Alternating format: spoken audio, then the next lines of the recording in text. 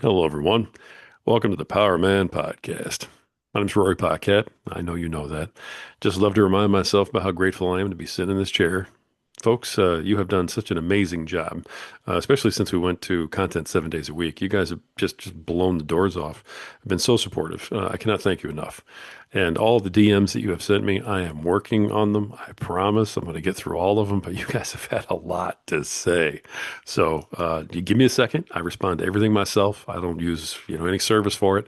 So everything you get is straight from me, but it may take a minute. It's on its way. So thank you very much from the bottom of my heart. As we get going, if you're a friend of the program, and I know you are, you know what time it is. Got to pay a couple bills. So, hey, let me get a sip of my preferred beverage. Man, that is good. It gets better every time. I'm telling you right now. Folks, you know what we're drinking. That's right. It's Freedom Hill Coffee at Freedom Hill Coffee on Instagram. Look them up, check them out. Deep, dark, rich, bold, and beautiful. Just like my wife.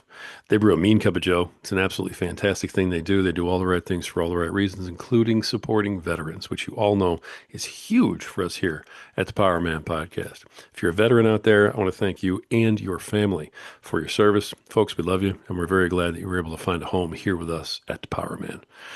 Folks, Freedom Hill Coffee, at Freedom Hill Coffee on Instagram. Look them up, check them out. That's right. Let's get going. Let me get one more sip before I dive in with the young buck across the table from me. There we go. All right, all right, all right. Let me bring in our guest today. Please welcome the author of the hit top-selling book, Top Sales Producer: How to Crush Your Sales Quota. Please welcome Andrew Barbuto. How you doing, Andrew? Good. How are you doing? Thanks for having me. Thank you, man. I'm doing better than I deserve, but I think everybody kind of knows that by now. Listen, I appreciate you coming on the show today. I love your book. I think it's fantastic.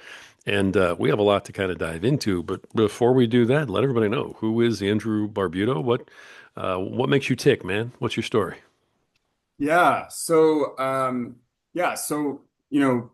have been in ad tech sales for about a decade. And so, basically coming out of school, just like a lot of people, I'm sure, I really wasn't sure what I wanted to do. In fact, I was just didn't want to graduate school, 'cause I knew what was coming, but unfortunately it was inevitable, right? So I was actually enrolled in a program at my school for an MBA program.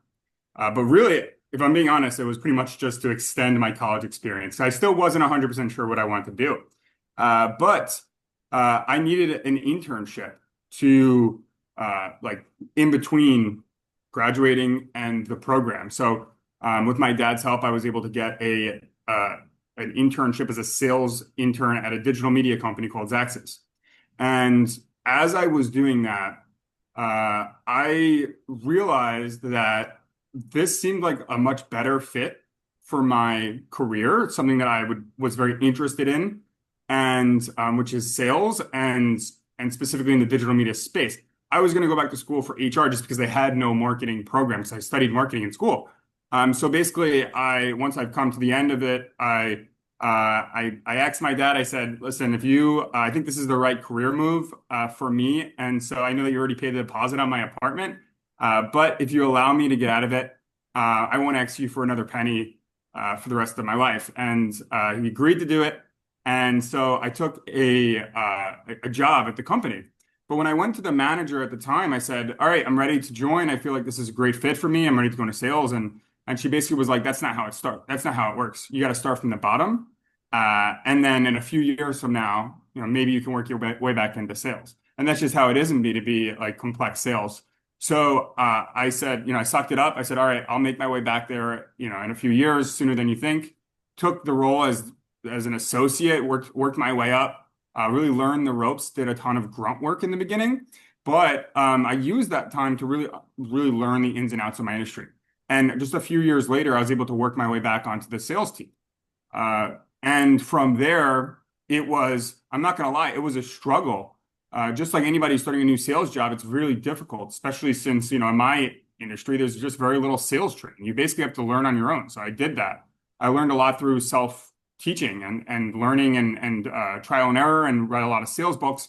But, for those 6 month period, it was a struggle. I was setting up a lot of calls and working my butt off. But I didn't make any, I still hadn't made any sales. after 6 months, even though I was having all these meetings. And then I read a book that really changed perspective for me, which was a book called The Go-Giver by Bob Bergen, David Mann. And it changed my entire perspective on sales. I was trying to persuade people, to convince people to buy from me. When really, that's not what the sales role is all about. What it's really about is helping. And the book, the theme of the book is to give more than you receive, to help in any way you possibly can. And so what that did for me was change my perspective on trying to persuade and convince people to buy from me to learning how I can help them. And in order to do that, you need to first uncover their needs, ask good questions, listen. Once I changed that perspective, I realized that you can sell without necessarily having a contract. All you have to do is find ways to help. And so that turned things around for me. I continued to put in the hard work, get better and better, and I was able to build a huge book of business just a few years in. I went from zero to millions of dollars in revenue. And a couple years in, I decided, I want to seek a new opportunity. And so I changed companies and I started selling software. And since then, the business has just taken off even crazy from there. I've now built a book of business up to $100 million in revenue. Nice. I'm managing on an annual basis. And so I've been doing that for the past 10 years. And last year, I'm always looking to challenge myself. So I always wanted to kind of put all my sales processes in one place. So I have a lot of career learnings. And so I started writing them all down. And it turned into the book that you had mentioned earlier, which is Top Sales Producer: How to Crush Your Sales Quota. It is a step-by-step guide starting from day one to closing deals, teaching everything that I've learned in my career, all my best career learnings. I basically wrote the book I wish I had when I first started.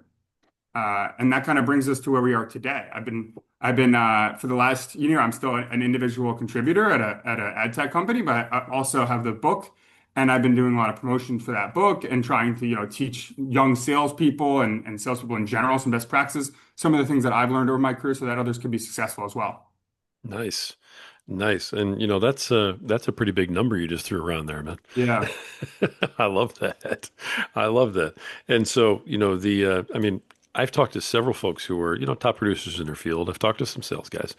I haven't talked to too many of them who are top sales guys in their field and yet also kind of kicked over to the side and started their own side hustle and decided to do something like, write a book, which apparently is doing pretty well. What made you want to do that? Yeah, and I understand why a lot of people don't do this because it's so much work. It's way more work than you could even imagine to write a book, especially your first book, because it's like you want it to be perfect. And so I can confidently say that I spent more time on writing this book and editing and all this than I spent in the last year, more than all 4 years of college. Uh, There you yeah, go. All yeah. right. And how do I do that while I'm working full time? Well, I literally pulled at least one or two all-nighters per week for the past year and a half, essentially, just writing through the night. Wow. Uh, yeah. So it's been crazy. So why would somebody do something like that? It seems pretty insane. And that's a fair point. Maybe I'm a little insane. But the reason why I did it, I think, is really twofold. Um, well, number one, I was a journalism minor, and I thought that I might go into the field. But when I first entered my first journalism class in college, they basically were like, "There's no money in this." So my one teacher was like, "Yeah, like I'm 37 years old. I went here, and I'll be paying off my student loans the rest of my life." So I was like, "Oh, maybe that's not for me." Ouch. Ouch. Yeah, exactly. Yeah, yeah. So not exactly encouraging. So, um, but I always thought maybe I'll write a book one day. And uh and like I mentioned, I didn't have any formalized sales training like a lot of people. I had to learn a lot on my own, and a big way I did that was through sales books. And I basically came to a place in my career where I'm like, I've learned such an incredible amount. Like there is a surprising amount of stuff that you need to know in sales. Uh, but I always wanted to put it all down in one place to truly like, because I realized I'm doing the same thing for every sale. Like I have a process, but I never actually like put it into words. And so I really just started writing out everything I do from day one. And, you know, it turned into a pretty clear 10-step process that I still use to this day. And one of the things that's unique about the book is that I've never personally read, I've read a lot of sales books in my career, and they've been very helpful. But they'll mostly talk about the method and the methods, not a ton of actionable items, right? Like exactly what to say, what to do Right. from day one. And that's the Yeah. big thing from day one. So onboarding is one of the most underrated parts of sales. You talk to anybody who starts a new sales job, it takes a really long time. It's extremely challenging. And so my book starts out with it's your first day in sales. What do you do? And it teaches you everything that you need to know to get to a point where you're closing deals starting from literally like the basics of sales. And that's what I didn't have when I first started. And that's what I included in my book. I love that. When I first started sales, they gave me a phone book. Yeah, yeah. Here you There you go. go. A script on a piece of paper, handwritten. Here it is. Yeah. We didn't have copiers back then, really. So, but again, I'm a little older than you are. But got the one sheet and then we got the phone book and it was here you go. So, in the book, you take people from day one of sales and then you talk actionable steps. You also talk, a lot about, kind of where it comes from though, like the mindset that you got to have and things like that. Because Yeah. sales is so much more than just knocking on the door or picking up the phone. Yeah. No, it is. It is. Sales is literally the most challenging, complex B2B sales. And I can confirm this because I asked ChatGPT because I was wondering how does this compare to like some of the most challenging careers there are? Yeah. And it said to me, B2B sales and complex B2B sales, especially enterprise sales, is right up there with with entrepreneurial, with a business owner, with professional athlete, with neurosurgeons, and in order to be successful, because it is so challenging, there are so many things. I mean, getting anybody to do anything is a challenge by itself. But then when you take into account like how you have to compete against the competition, how you have to know everything about your company, how you have to know, there's so much nuance to it, right? And so, yeah, I mean, it's extremely difficult, and so I wanted to just create resources for people to make it better. And to your point around mindset, mindset is critically important. I talk a lot about mindset in the book. The way I talk about it is on multiple phases. One is never letting the highs get you too high and the lows get you too low. That's something that is easier said than done, right? Because sales is a roller coaster. But it's a matter of when you look, I think one of the most challenging things that people deal with, and I could relate because everybody deals with this, is there are days where you literally will send out 100 emails. You just plugging away at your phone all day long, maybe making phone calls, LinkedIn, and you don't get a single response. It's extremely frustrating. And that's the reality of sales. So in the back of the book, I literally have 25 sales realities that anybody should know going into it. And one of those is you're going to be following up a lot, and people don't typically answer your emails. So you need to then send a bunch of them until you get a response, right? And Right. so, so one of the things that I did when one of the challenges, of course, is not getting responses from people, right? And so I look at it in twofold. One is you have to send a bunch of emails to get a response. So you need to reach somebody at the right time, at the right place when they actually have time. It usually takes about seven emails to get a response from a cold prospect. So that's one is just being consistent, resilient, persistent. But then two is going back to what I mentioned earlier, which is focusing on them, not you. So much I see the biggest mistakes that salespeople make that I see, because I deal with a lot of salespeople myself, is they're very selfish. They're thinking about themselves, right? Which Yeah. makes sense, right? We have goals that are hanging overhead, which is, there's corporate pressure. But ultimately, if you want to succeed in sales, you need to be more empathetic and other oriented, thinking about the person on the other side of the computer or the other side of the phone and how you can actually help them. What do they care about? That's how you get responses. That's how you get people to do. If you want people to do what you want, you have to help them get what they want. Yeah. And what you're talking about here is a longer term mentality in terms of your sales process also. Mhm. The conundrum in sales, like you just said, is we get paid to sell. So Right. if we only get to eat what we kill, right, then, Right. we got to go out and we got to make the kill. Right. So when you're serving, the Mhm. customer and saying, hey, maybe Mhm. what I'm selling today isn't, and maybe it's not right today, but it might be down the road. Mhm. When you take that long-term approach, how do salespeople, begin to handle that kind of mindset? Because you do want to Mhm. do what's right for the Right. client, but you still got to bring food home and put it on the table and feed your kids, right? So, how do you Right. balance that? What goes on in a salesman's mind in that Yeah. spot? So it all starts with targeting the right people and Uh, investing time based on how realistic each opportunity is. So you don't want to spend a ton of time going down the rabbit hole with an opportunity if they're just spinning your wheels, right? So how do you get ahead of it? Well, you have to have a very specific understanding of what is a qualified prospect. How do you define a qualified prospect? It needs to be very specific. You need to understand, like in my case, right? I know from experience, and this does take time, so there is an experience element to it. But I always say the way to get experience is by asking other people that have experience. So interviewing other salespeople that have been successful is something I always recommend.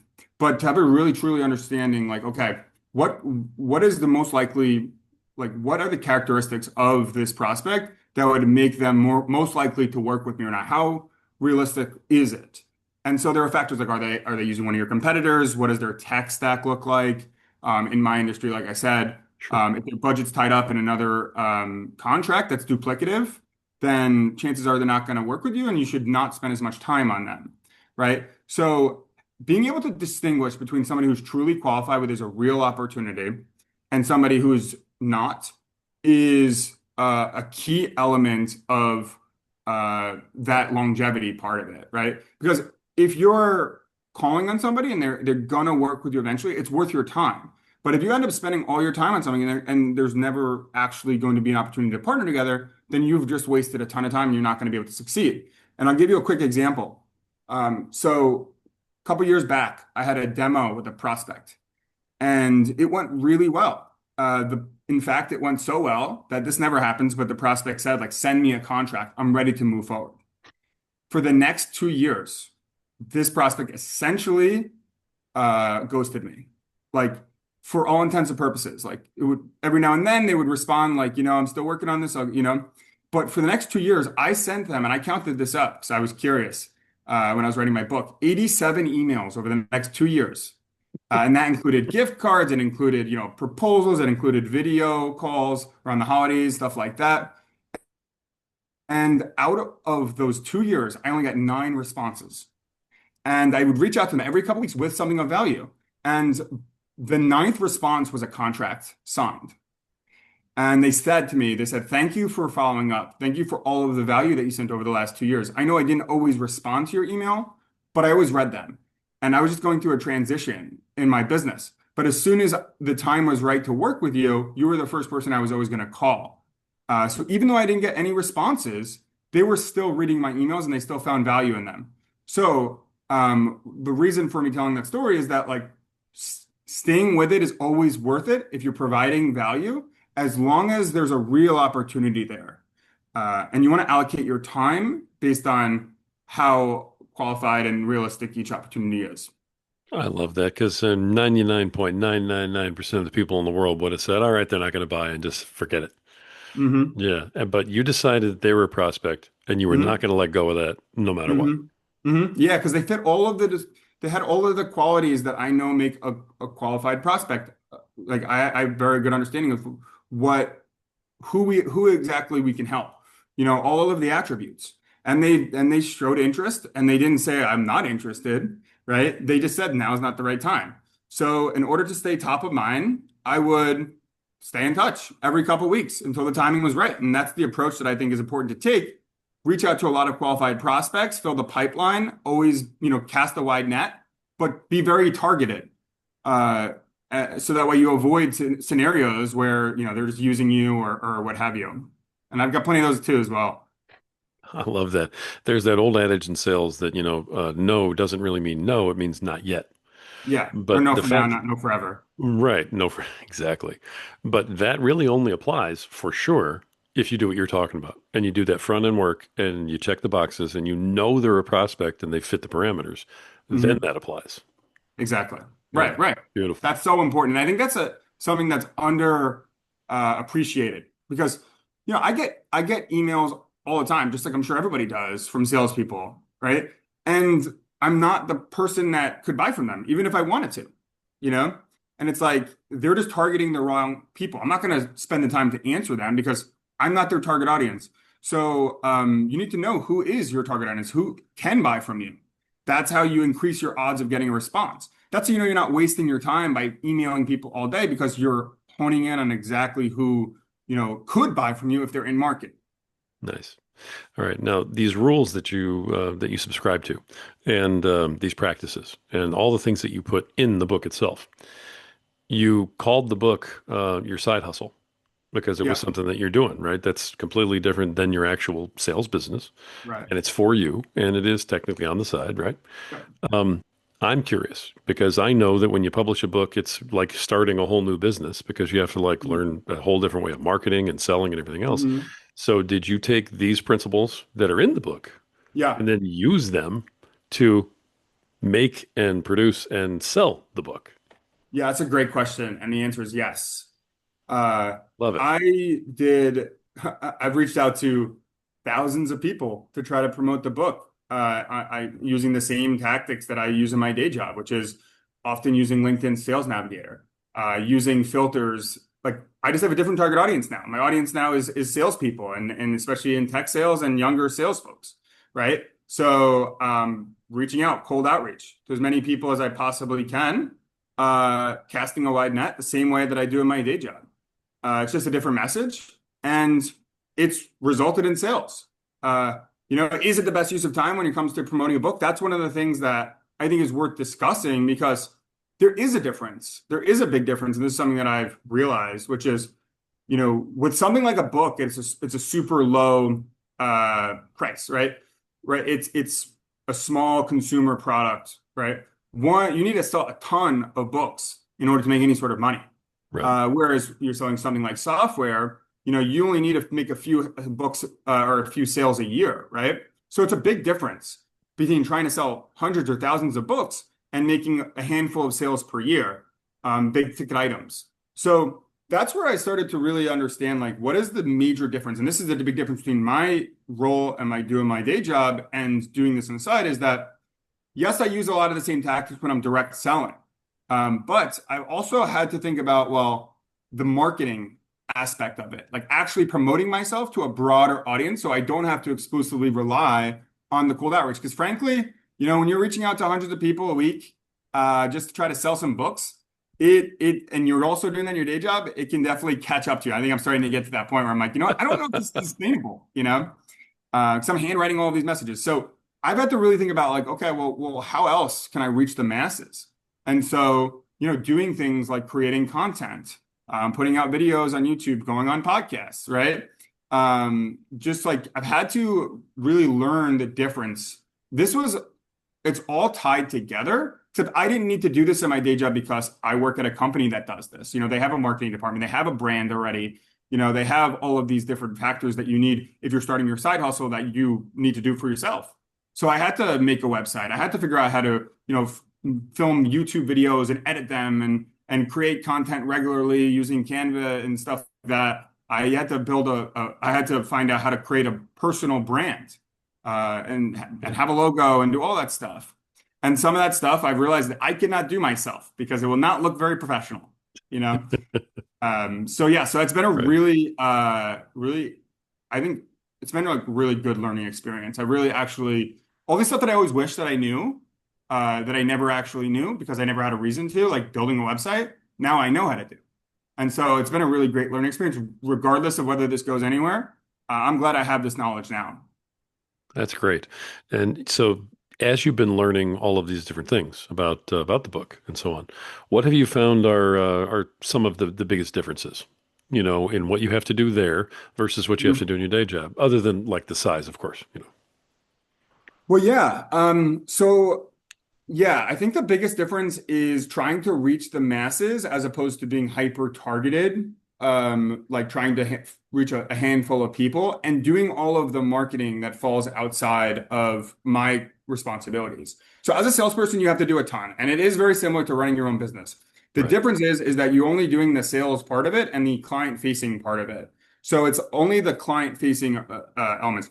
Whereas with the business, you have to do a whole bunch of stuff in the back end as well, right? So I think that doing things like learning how to make my website to try to drive leads and actually collecting emails and doing e-blasts and the personal marketing by building my brand, by building my personal brand is the biggest difference. I had people that knew me. I started out, I'm not a very well-known person, right? Because I didn't have an audience. I didn't have a platform. I didn't go into this like a lot of people do, which is I already have this built-out platform. I want to then capitalize on the fact that I know it. So I had to build all of this from scratch. And so I had to learn how to do that. How to build credibility and create an audience and get a following and build a personal brand.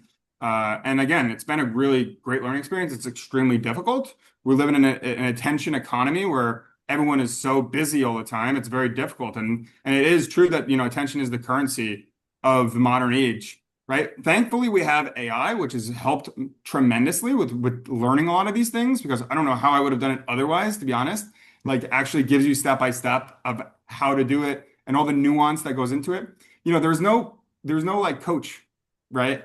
Like I mean, it would be nice, but like there's nobody that like tells you what to do. So thankfully AI can help with that.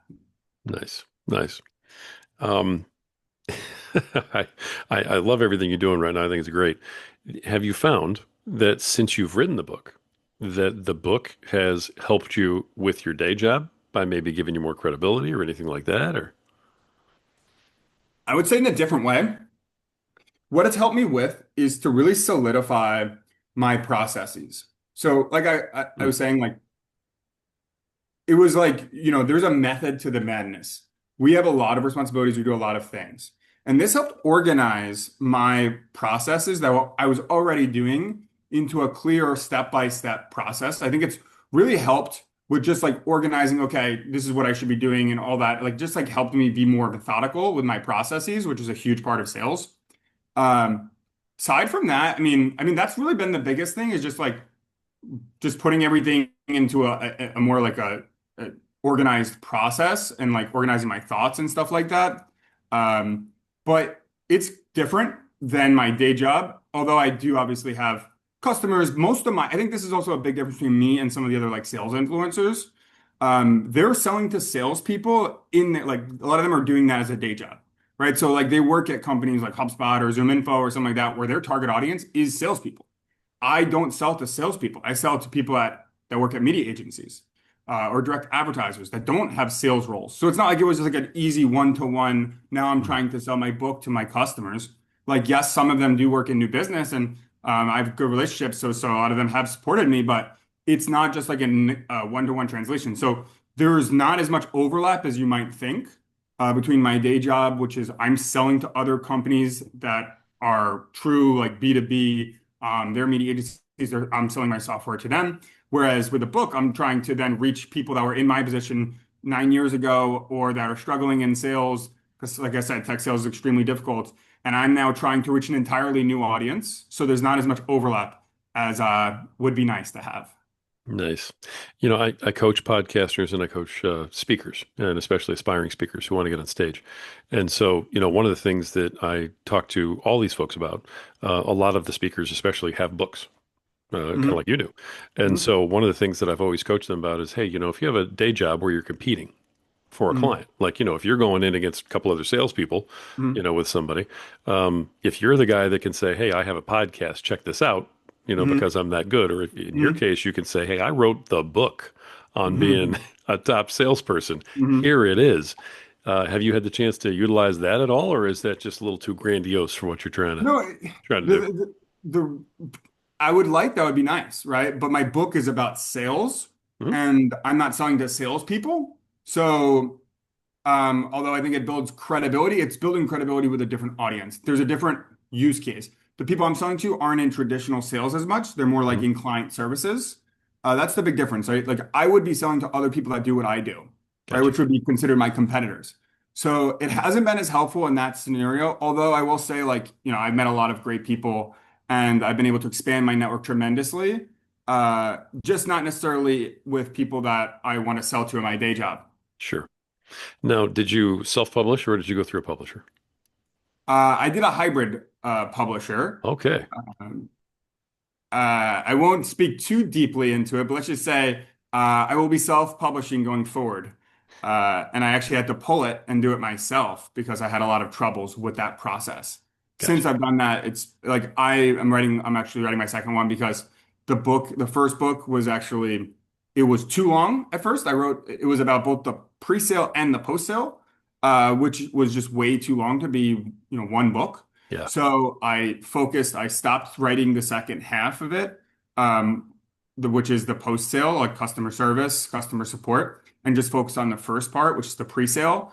But it was already, the outline was already there. So now I'm focusing on finishing the second one. So the outline's already there. So it's basically going to be a part two situation. Anyways, I have a very different uh, process that I'm going to use for this one, which is basically like, avoiding all the mistakes I made for the first one and just doing it myself. Now that I know what to do, I can save myself a lot of time and money. And if anybody's interested in writing a book and want to know, some of the things not to do, please feel free to reach out to me. Nice. I love that. The process itself. Yeah. Yeah. Going in, I mean, we always, whether it's podcasting or writing a book or anything else, we have an idea of what we're going into. We're like, oh, it's going to be like this and it's going to be like this. What was the biggest surprise or, surprises to you Mm, from how you really thought it was going to go to how it actually went, this mm. producing the book as your side hustle? That's a good question. Yeah. So, I mean, going into it, I didn't really know what to expect. I didn't have any prior knowledge. I'll do a one positive thing and one thing that was a challenge. And Okay. then I'll say one thing that was about what I would expect. So the positive thing that I've been really encouraged by, and it gives me hope for humanity, is when I first started this out, like I said, I was at nothing. I had an outline of a book. I didn't have any connections in the publishing industry. I don't know any authors. I don't know anything about writing a book, frankly. So I was starting from nothing. So what I did was honestly a lot of what I use in my day job, which is I reached out to people cold, other sales authors, whom many of them I've read their books. So as I mentioned, like Hmm. reading sales books, what laid the foundation for my methodology because I was all self-taught. And so I reached out to a lot of these people on LinkedIn. They don't know who I am. I'm a complete stranger. There's really nothing in it for them to answer me, but a lot of them did. And I was surprised. I was pleasantly surprised. I'm one of the biggest authors that is one of my favorite sales authors, a guy named Anthony Iannarino. I have two of his books here. And I reached out to him on LinkedIn, thinking it was a complete long shot. And 2 minutes later, he gives me a call on my cell phone. Uh, yeah, I was surprised. And he's like, he's asking me like, all right, so like, tell me about your list. I was like, what list? He's like, you don't have a list? I'm like, no, what list are you talking about? So I really didn't know. I didn't know anything. And basically, he was talking about like an email list, which obviously I didn't have because I didn't have a website at the time. It was funny because he was actually out to eat with he was out to the movies with his kids. I'm like, you can call me later if you want. But a lot of people did reach out, and a lot of people were more than willing to give me advice, and put me in touch with somebody, and then my promoter then put me in touch with them, and now I have all these contacts. I have all these authors that I know that have given me endorsements in my book, that had me on their podcast. It's been really awesome, and they've given me a lot of advice that I wouldn't have gotten otherwise. So that's one of the really positive things about the whole experience is like a lot of these people practice what they preach, and they've been more than willing to help a stranger when there's been nothing really in it for them. It's been really Right. nice to see.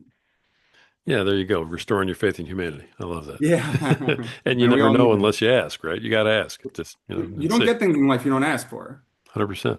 And you got to ask for the sale. So that all makes sense. Right.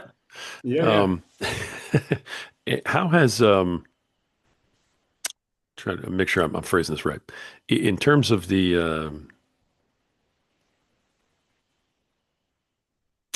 anyway, my train of thought's just gone right now because I'm sitting here thinking about all this sales stuff in my head.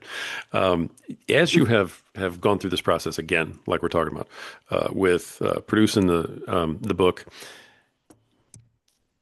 what when you went into doing the book, here we go. Figured Mhm. out how to phrase it. But please, I apologize. It's been a long day. It's When you okay. went into the book, to doing the book, and you're like, all right, I'm going to create this book, and there's a purpose, there's a reason for why Mhm. you're doing this, what you hope to Mhm. accomplish. There you Mhm. go. Mhm. And is that what was accomplished, or has that changed to where now that I see it, now that it's out, now that I get it? Now this is what I hope to accomplish. There, I Hmm. finally got it out and said it. Man, Oh, tripped over my words. My goodness. it's a good question. It was worth the wait. Okay, appreciate it. So I would say yes and no. So I'll start with in the sense that I didn't really know, and I even said I was up front. I didn't know what the expectation was. I didn't know if I was going to sell thousands of books or sell no books, right? And some of my early conversations were not very encouraging. Basically, they were like, the average person, the average book sells less than 100 copies.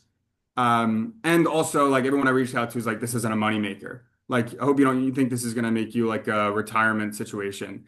But they basically described it Ouch. as like a business card, Yeah. like a really good business card. And so ultimately, once I came to terms with the fact that like, no, this isn't going to be replace my income, right?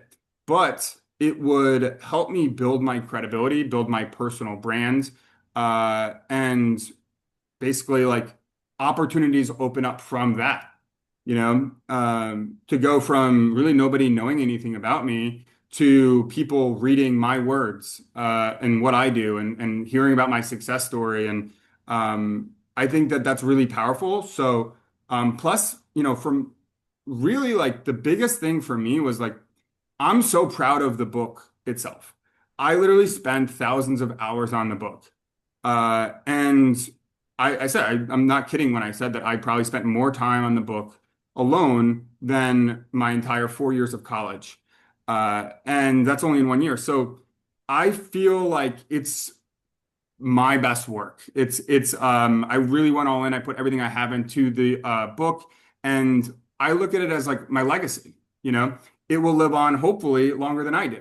So when you look at like people like Napoleon Hill and like you look at people like How to Win Friends and Influence People, Dale Carnegie, like I'm not saying I'm going to be the next Dale Carnegie, although it would be nice, right? But like the point is that those people are survived by their books, and so I think that's really cool. And so whether this takes me anywhere or not, and I am getting a lot of opportunities from it. I am getting inbound leads, people reaching out to me saying, "I really enjoyed your book." People that I've never met before, complete strangers. That's pretty cool too. And meeting all like these sales authors has been awesome too. And who knows where it's going to take me, but whether it does or not, I'm really glad that I did it because one, I enjoyed the process, and two, it's like this is something that I can always point to and say I did, you know? Like you type my name into Google right now and all these things pop up just because of the last year. I have nothing that came up prior to this. So my digital presence is also improved and increased. And again, more than anything, it's just now I was able to write something that should hopefully be helpful for people. And, people find this book, all over the country and could be helpful. And now they know who I am. They know my story. And I think that's really cool. Yeah, I do too. I think it's fantastic the way you're utilizing all the different legs that come along with being able to do something like this. Let's dive into the book just a little bit because this Sure. is for salespeople, correct? Yep. Yep. Okay, so if there's a salesperson out there who's listening to this, and I'm sure there are, because I know we have a lot who subscribe on a regular basis, for the salespeople out there, is there maybe one or two little tidbits you can give them? Because hey, we don't want to give away the secret sauce. We want them to buy your book, right? Yeah. But by the Well, same there's way token, too much in it to give away my secret sauce. There's just a lot in there. Um, maybe a nugget or two, sure. just to say, hey, here's something you'll find in there, a lot more like it. Give them something, a teaser. Yeah, sure. So I'll give the premise of the book. There's really I there's two themes I would say, and they're kind of tied together. Uh, but it's one is that sales is not about you; it's about your customers and your prospects. So you need to spend all your time finding the people that you can help that are qualified to buy from you, and then you spend the rest of your time trying to help them. So that's really what it's about. That's how I look at sales. Sales is about helping people. It's about your customers, not about you. The way you do that is one is you need to be an expert in your field. So you need to really understand. And I'm talking about like knowing all of the nuances, not just service level, but deeper than that. That's why you see the best salespeople are the ones that typically have been doing this the longest, that have been in a role where you were doing, in the behind the scenes in the weeds, complex sales, you need to be an expert so that way you can educate people and advise them and provide true consulting. Then you got to do a lot of research, both research to find those customers, spend more time finding them, not just spray and pray. You need to understand your ideal customer profile and then spend all your time finding them. And then when you do actually set up time with them, which is extremely challenging, that's like half the battle right there. Um, Use that time to learn as much as you possibly can about them prior to ever going into a meeting. And then when you're in the meeting, treat it like a doctor's visit, not a sales meeting. What do I mean by that? Think about when you go to a doctor's office, you're coming there with a problem, and the doctor then listens to your symptoms, asks you questions to further understand them, uses their expertise to prescribe you something to deal with your problems, right? That's the way that people should treat sales meetings and the sales role in general is you're not just gonna don't just try to sell somebody if you don't know that you can help them. It's about learning their needs, learning their situation, really truly understanding it, get inside their world, and then based on that, tailoring a solution based on their needs, which you need to be an expert in order to do, just like you do when you go into a doctor's office and you want to find out what's wrong with me or how I can fix the problems I have. Luckily for doctors, they've already got that sort of credibility from their they don't have much competition, right? It's not like they're going to a bunch of you don't shop around for doctors usually, right? Right. So that's already built in, whereas salespeople don't. So you have to build the credibility, you have to build the trust, you have to establish yourself as somebody that's worth listening to, and all of that is included in my book, exactly how to do that. Nice. And then did I see there's a workbook? Yes, yes, there's a workbook. If you look above my head, there's a workbook. There we go. Um, All right. yeah, so digital workbook. If you buy the book, you submit your order number on my website, andrewbarbuto.com/top/sales/book, #bonus. Put in your order number. I will send you a digital copy of it. Or you can buy the physical copy, which is on Amazon. And essentially what it is taking all of the learnings from the book and giving you the opportunity to apply it to your own, day job, your own book of business by providing places to write in areas where I talk about the script that you should be writing for your pitches and to write out like your different types of ideal customer profile and like fill it out. And there's exercises and tips and activities in order to actually apply it to your own day job. Nice. Very nice. Okay. Um, the purpose to this, longer term. Are Mhm. you launching a sales coaching career? Are you trying to mentor people, that type of thing? Do workshops down the line? What's the future image? Put your entrepreneur hat back on. Yeah, And what's yeah. the future image for Andrew on that? Yeah, I mean, all of that's on the table. I'm still doing my day job and I don't have any plans of changing that. Sure. So there's only so much time I have. Like I said, I'm writing a second book, so I have even less time.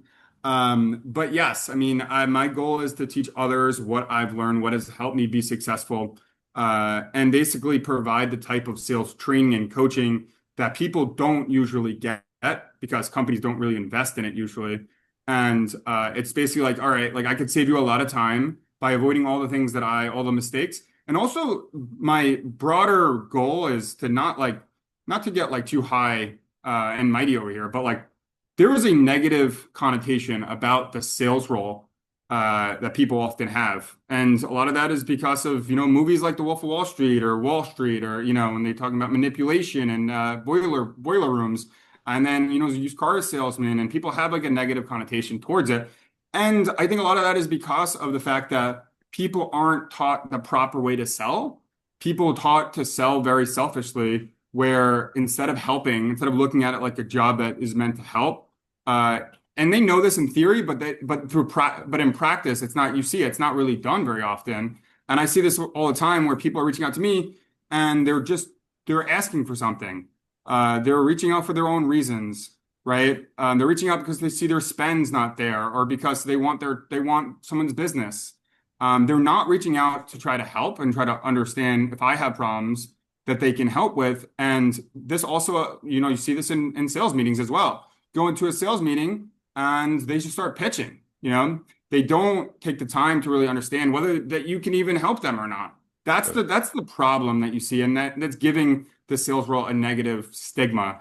And my goal is to help people with doing it what I see is the right way, which is, it is helping. And when you look at it like helping, it changes your perspective on the entire role. And I think that really does come into the way that you interact with prospects. Like, it's the difference is me reaching out to somebody and asking them if I can have their time so I could try to sell them, basically, versus me reaching out to you with insights that I found that I think will be helpful for you to help your day job.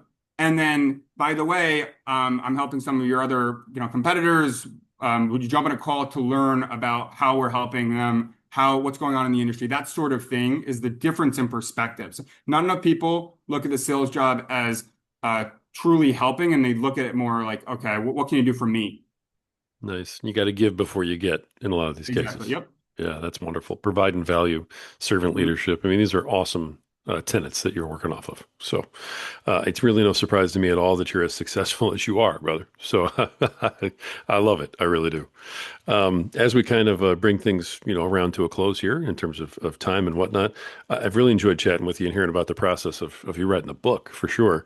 One more time, give everybody an idea, not only how to find the book, but how to contact you, Mhm. best ways, things like that. Yeah, so the book is called Top Sales Producer: How to Crush Your Sales Quota. It is available largely on Amazon, physical copy, hard copy, ebook. Also, the audiobook just came out. So that was a fun process. We could save that for another conversation.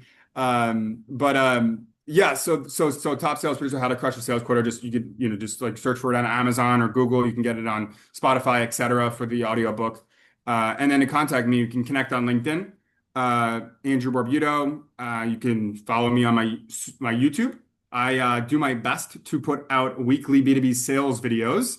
And although I'm not a professional editor, I am trying to get better at that. And I put a lot of time in thinking about like a lot of the stuff that I teach in the book. I usually pick a single element of it and put them out pretty much regularly. So you can subscribe to my YouTube channel at Andrew Barbuto.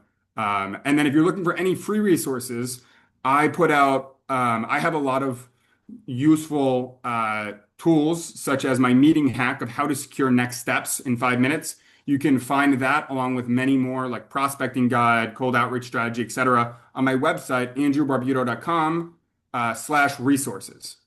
Nice. All right. Freebies and everything. Boy, we got all kinds of stuff going on.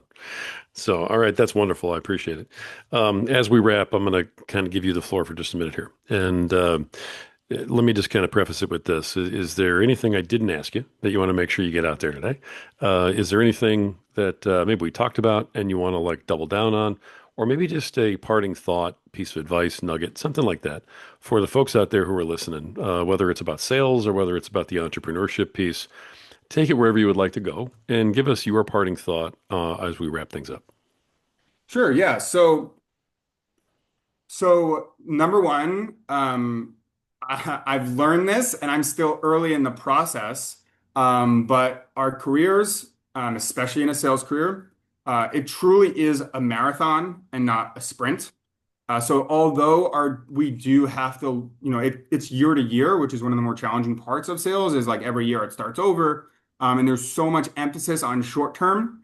Our careers are a marathon. So I think about it like this, like, you can lose your job tomorrow, but one of the things that you won't do is lose the skills and learnings that helped you get there in the first place. So I always say to like make investing in yourself a priority at all times. So invest in learning, read books and trainings and all of that because our careers are long and chances are like you're going to be working at multiple places in your career. But one of the things that will stay with you is your understanding, your knowledge, and that will be able to be used throughout your entire career. And then the last thing I'll say is you don't get things in life you don't ask for, and people are surprisingly willing to help when you ask them.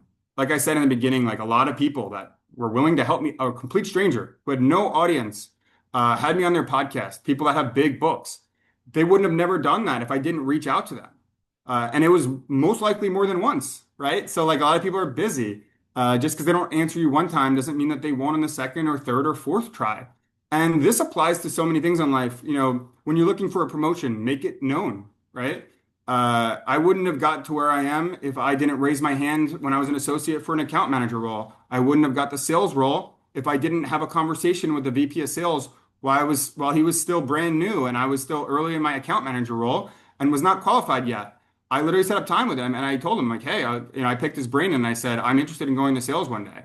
When there was an opportunity, that opened up, then they came to me. They remembered that I said that I was interested. So put it out into the universe, ask for things. Think about others when you do ask them. Say, hey, what can I do to help them?